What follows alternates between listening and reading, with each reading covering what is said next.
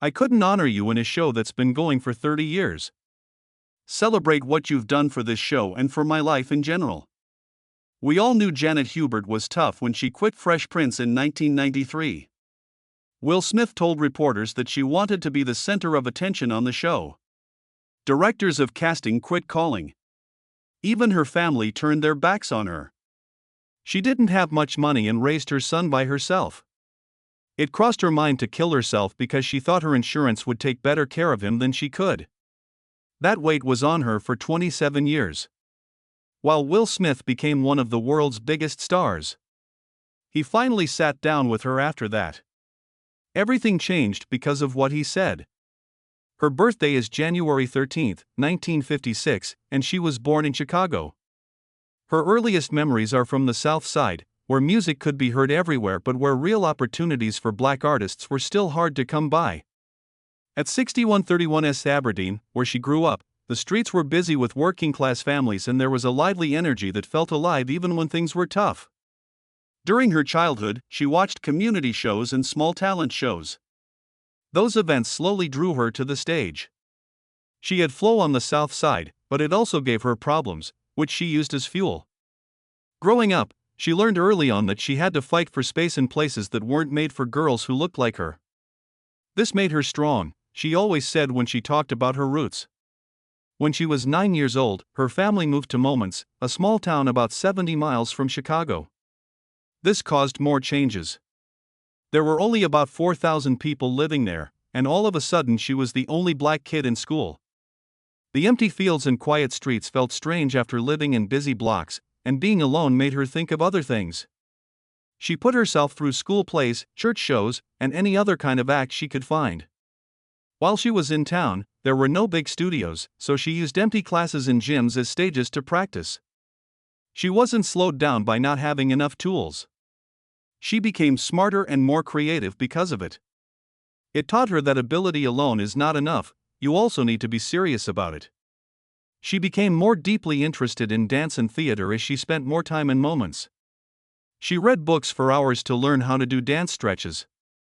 Jazz moves were copied from old records, and lines were practiced in front of mirrors that moved every time someone went by. Teachers noticed how quickly she learned and told her to go for bigger and better things. She practiced after school until it got dark, and at night she kept going in the living room. She felt good about herself after every show, no matter how small. She didn't have a studio, but she was driven, and that got her through the early years when most kids her age were just starting to find hobbies. Her hard work finally led her to a door she had only dreamed of. At the age of 16, she beat the chances and got a scholarship to the Juilliard School in New York City. Most young dancers don't get that lucky. In the 1970s, less than 10% of applicants were accepted to Juilliard, and the halls were packed with students from top art schools, not students from small places. It wasn't long after she moved to New York before she met other hungry people. It felt like everything was going faster, sharper, and harder. She used to work out in her living rooms, but now she trains in top-notch workshops. The teachers who taught her traditional dance, acting, and singing pushed her harder than anyone else. The bills were covered by her scholarship, but there was a lot of pressure. She felt heavy every day because she was one of only a few black kids in her class. When she studied with legends at Juilliard, her time there became even more powerful. Alvin Ailey taught her how to use movement that came from feeling, culture, and battle, and she learned to let her body speak before she spoke. David Howard made her learn dance by giving her routines that required her to be very precise. She would sometimes train straight for 5 hours a day. She would walk home tired but energized because she knew she was learning from the best. People who went to the same school as her would go on to become big names in theater and movies. These years changed her into an artist who knew discipline in a way that most people never do. Janet wanted to go back to the real world even though she had made a lot of progress. She quit Juilliard before finishing because she didn't want to wait for chances to come up. In the early 1980s, she joined the National Tour of Dancin', a show by Bob Fosse that was known for its fast moves, quick changes, and being physically tired. The group put on 8 shows a week, and sometimes rehearsals took up whole 10-hour days. From there, she went straight to Broadway in 1981 to star in her first show, a musical about Jackie Robinson. Bad reviews caused the show to end after only 27 performances, but she did well on a big stage even in that short time. Not long after that, she joined the first Broadway group of Cats in 1982, putting together the Tantomile part. It took $5.5 million to make the show, and pre-sales brought in $6.2 million. This made it the biggest Broadway opening of its time. Betty Buckley made her famous as Grizabella, and she wore heavy cat costumes and danced in complicated patterns. She was always ready to fill in if she had to. Every night asked for everything she had. In April 1983, she quit Cats to go on tour with sophisticated ladies across the country. Duke Ellington's music filled every building on the tour, which ran from May to October 1983 and went all over the country. She sang with famous people like Dee Dee Bridgewater and Greg Burge, who had to deal with tight schedules, constant travel, and new sets every week. This stretch showed that she was just as good at running Broadway shows as she was running traveling shows. When that long run on stage was over, TV was the next big thing. In the mid-1980s, she got her start in TV. In 2005, she got a recurring part on One Life to Live as Lisa Williamson. From 1968 to 2012, the soap series was known for bringing a wide range of actors to daytime TV. She quickly got used to how fast soap operas shot, which meant she had to memorize pages of script overnight. Through her work, it was clear that she could go from stage to screen without losing her presence. This momentum led to spots on shows that people will remember. In 1989, she had a small part on the comedy drama show Hooper Men, which starred John Ritter. It let her show a different side of herself, and she could easily switch between being funny and serious. In the same year, she played a scarier role in Tales from the Crypt as Psyche, a voodoo goddess whose potion changes things in a scary way. The episode aired on October 21, 1989, and her acting stood out for being both intense and creepy. After that came more exciting parts. She played the strict Judge Mary Sims on 2 episodes of Reasonable Doubts in 1992. The courtroom was full of high-stakes cases at the time. By then, she had shown that she could play almost any tone the plot called for. She had acted in a soap opera, a horror movie, a trial, and a light comedy. By 1990, that mix made her a unique type of actress. The business took notice because she could go from one world to another without losing her edge. That range of skills made the job that changed everything possible. When the first episode of The Fresh Prince of Bel-Air aired on September 10, 1990, 22 million people watched it. Janet Hubert played Vivian Banks. In 1990, only 2% of sitcom stars were black women, so her appearance was a big deal. She put everything she had been through on the show. She made Vivian seem well-educated, classy, smart, and mentally stable. She was a college professor and used to dance, which was like Janet in real life. She wouldn't play her like a stereotype. She instead made Vivian someone who could talk back when she needed to and hold her own in a fight. And be kind without giving up your strength. The character was shaped by how real she was. Vivian Banks felt real because she knew what it was like to deal with problems. She brought her own story to the part by combining the discipline she learned at Juilliard with the strength she gained in Chicago. She was nominated for a NAACP Image Award in 1991 for Outstanding Actress in a Comedy Series, which shows that people saw how important she was. One of the most important events in her life happened on October 21, 1991, when Vivian tried out at a dance school. At first, she had trouble, but then she gave a powerful show that made people remember that she used to dance professionally. The scene, which showed a black woman reclaiming her power and artistry on national TV, became famous. A lot of the time, her events were emotionally heavy. In Mistaken Identity, she spoke out against racial stereotyping in a way that hit home with everyone. Between 1990 and 1993, she was in 72 episodes and played the mother of the Banks family until she quit after season 3, which caused a lot of controversy and long-lasting conversations about how Hollywood treats black actors. When Janet Hubert started season 3 of The Fresh Prince of Bel-Air, she carried more weight than anyone else could see. During the whole season, which aired from September 1992 to May 1993, she was pregnant with her son Elijah Isaac Witten. And the writers made it so that her real pregnancy was part of the show. Vivian Banks said she was going to have a baby. In February 1993, she gave birth on TV in a show called The Baby Comes Out. Hubert worked long film days of 12 hours straight while her body changed. Even though she felt tired and had less energy, nothing in her routine changed for her. Later, she talked about how the production met all of their needs, even though it was hard for her to stand for long periods of time or rest between takes.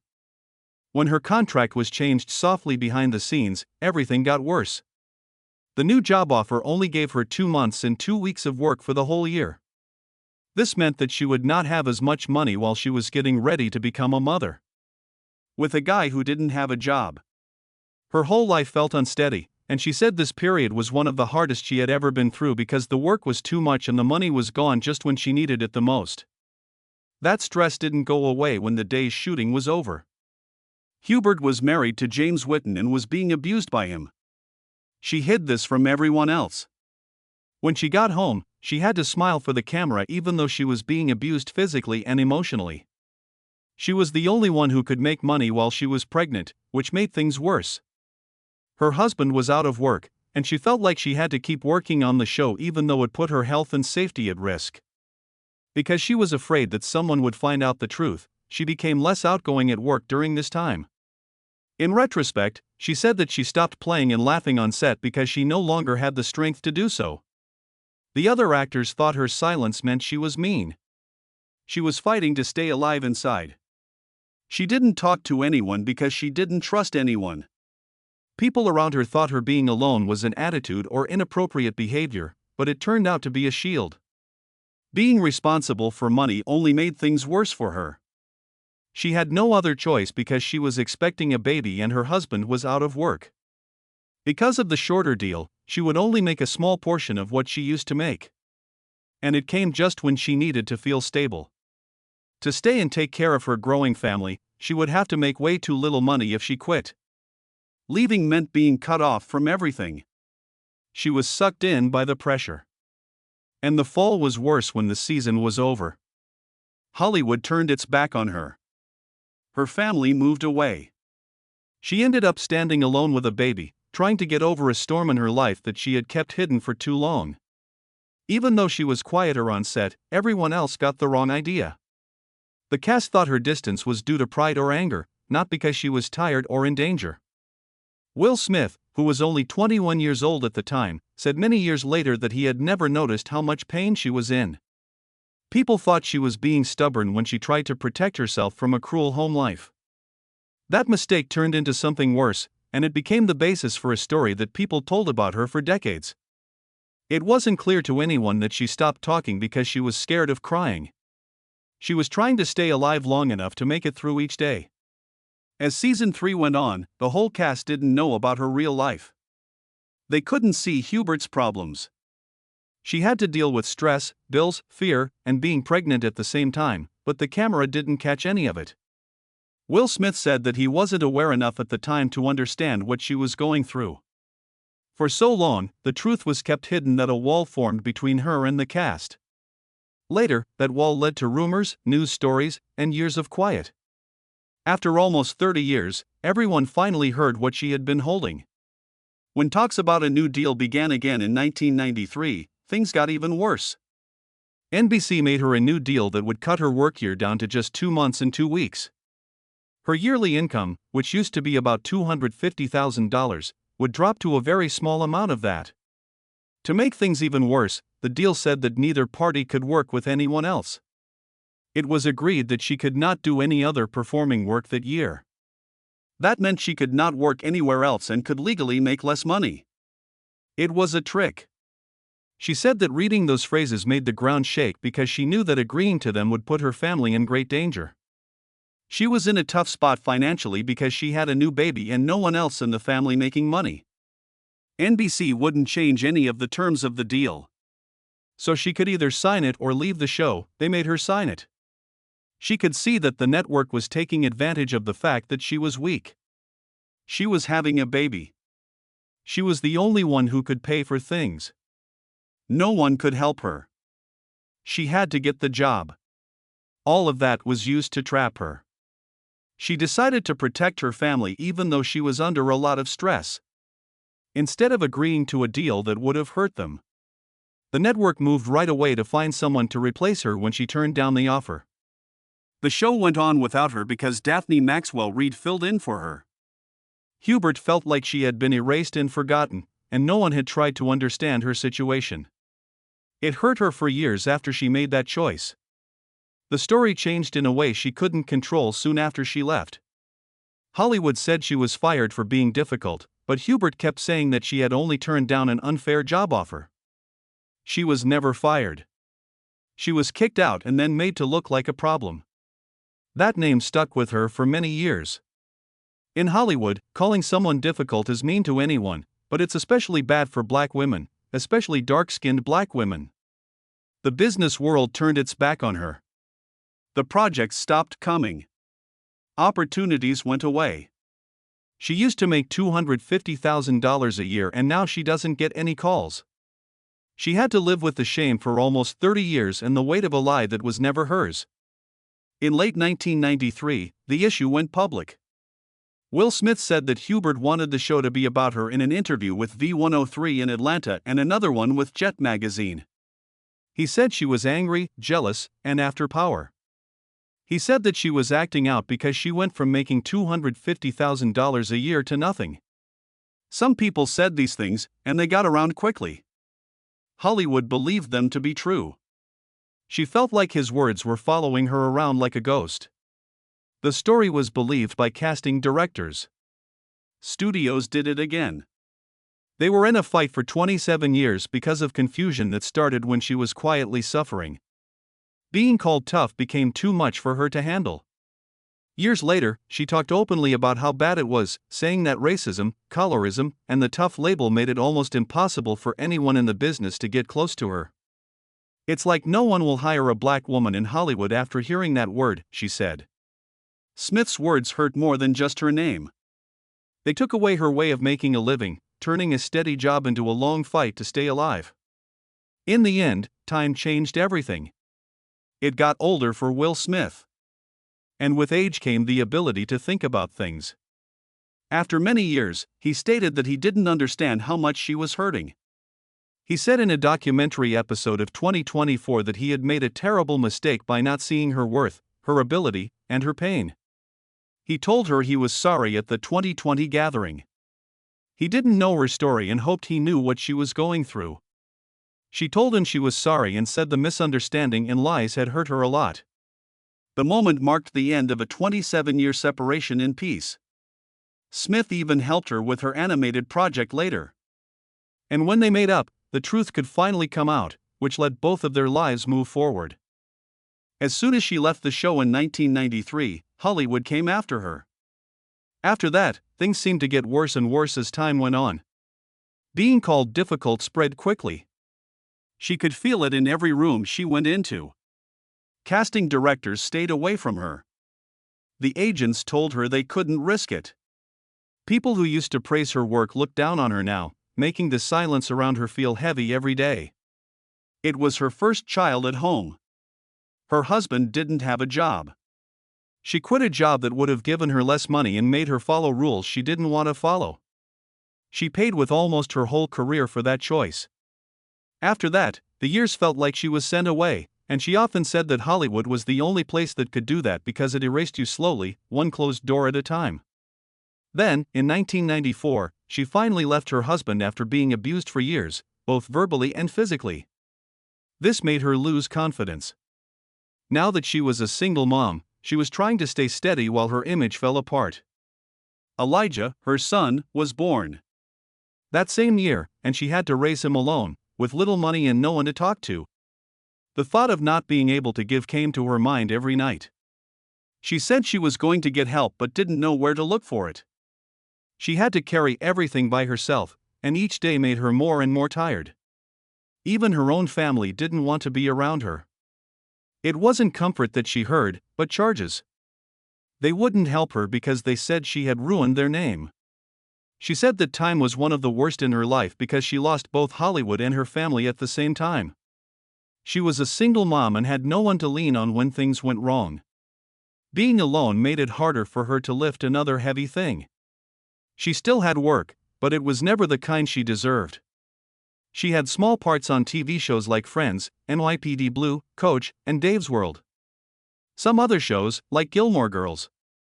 She felt like she was slowly disappearing from the screen after each brief showing. She was in the 1994 direct-to-video sci-fi movie New Eden, which showed how far her career had fallen since she was on a hit network comedy. The projects kept the lights on, but they never gave people hope. They made her think of how far she had fallen. When she finally talked about that time in public, she told something she had been keeping from everyone for years. She told them in 2021 that she had thought about killing herself because she thought her life insurance would take better care of her son than she could. She was broken and forgotten, and her depression got worse every year that she couldn't work in the business. She said she had lost everything. Her fame, the love of her family, and her job. And the parts of herself she used to count on. She said that the whole time was erased from public life. No one from Hollywood called. Her family didn't call. She was gone for so long that even she had trouble remembering who she was before everything happened. She lived in that empty space for years. In 2009, many years later, she tried to get her voice back. The book she wrote is called Perfection Is Not a Sitcom Mom. Because she didn't want rumors and conversations that were unfair to her to affect her story. The book told about her childhood, her early hopes and dreams, her life on the set of Fresh Prince, and how heartbreaking it was when she lost her part. Being honest was the first thing she wanted to do to regain her honor. There wasn't a lot of press for the memoir, but it was her way of telling the truth on her own terms. It brought pain and strength at the same time. When the idea of a new Prince meeting came up in 2011, she said no. It didn't bother her to say why. She said she would never be a part of anything with Will Smith. She was still very angry and hurt, and she thought everyone should know how much the fight had changed her life. She said that for decades, she lived with the aftermath of that event while seeing other cast members enjoy reunions and parties. She stayed outside the whole time. She was also honest about racism on the set. She told him that Will Smith often made fun of her skin tone in jokes before they taped. She said that these jokes made her feel small and unwelcome. When she was substituted by an actress with lighter skin, the pain got worse, and it made people wonder how much of her experience had been caused by racism instead of bad behavior. That hurt her for a long time. Things with her money got worse after she left the show. Before her contract dispute, she started a dance studio, signed a 10-year lease, and bought some equipment. If she lost her job, she would lose everything she had worked for. She fell into a bad cycle because she had a baby at home, her marriage was falling apart, and she didn't have a regular job. At the same time, Will Smith became a worldwide star, which made her own fall even harder to deal with. She felt bad about what she did, scared, and depressed for a long time. She worked where she could anyway. She started out in small movies and then moved on to Tyler Perry movies like House of Pain. It was nice that people gave her chances, but they never felt like a return to what she had before. They were just enough to get by, they weren't the jobs she had hoped for. In 2020, everything changed.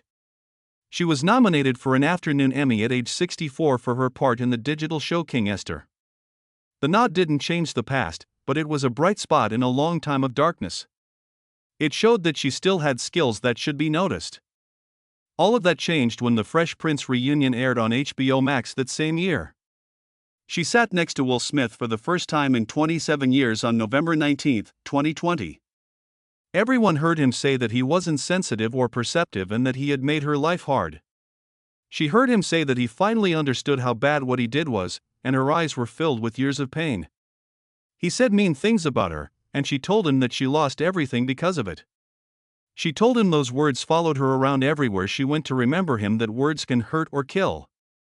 People apologized from the heart and told the truth. It was the first time in decades that they tried to understand each other. It felt like the end of something and the start of something new when they hugged. After that, Will Smith kept that responsibility alive for years to come. In 2024, he talked about how he had been wrong about her again and how terrible his mistake was. He helped her with her cartoon project, JG and the BC Kids, and told other people to check out her work. He talked about understanding, learning, and how important it is to grow, and the peace stayed strong. By 2025, she was sure they were still in touch, checking in on each other and giving each other support. It wasn't planned or for the cameras, it was a real moment of understanding after being apart for almost 30 years. Their story showed that forgiveness can grow even where there is hurt. Everything she went through changed her. There was pain, silence, years of being alone, small parts, writing, anger, healing, and finally an apology that helped heal a wound she had carried for a long time. As the years went by, one moment led to the next, always linked and pulling her toward the life she was working so hard to rebuild.